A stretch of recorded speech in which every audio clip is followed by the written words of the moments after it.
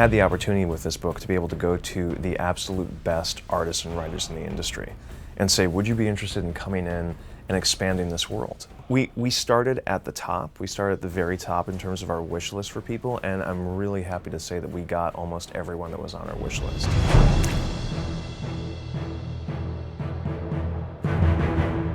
In a way, the challenge for me, because it is the first story in the book, for me it was the story that stylistically could deviate the least. So I really looked at the images from the movie, which really up my alley in terms of the kind of imagery they're using. I almost see it as my story is sort of introducing you into this world from the Immortals movie, and then it gets a lot crazier and wilder from there. The way I approached it for the comic and for the fight sequences was I wanted the viewer or the reader to actually be a part of the fight, like actually be inside the fight. So maybe taking some of these images that might be a little clean and just take that and maybe like run it through a grinder or like a sandpaper type look and give it like a rougher texture so that you can feel the dust and the movement, which a still image might not be able to give you. It was really fun to work on the design aspect of the book, especially because Tarsem Singh's design sense is really like no other director. And dealing with the visual language of the movie and in context of the classical mythology was really, really exciting.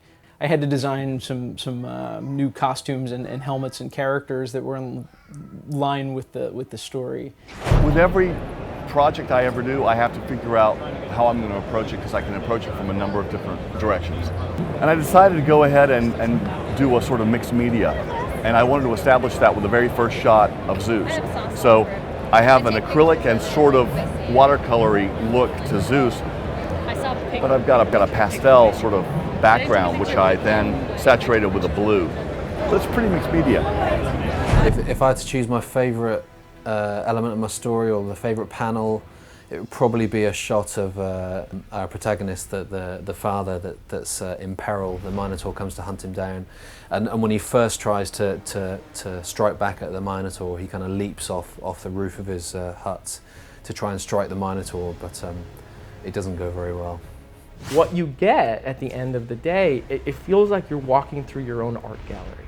Like every single 8 pages, every single 10 pages, you're seeing this world through a different artist. And it becomes this exploration of this mythology. So it is quite a marvelous experience just visually to behold. It's quite gorgeous.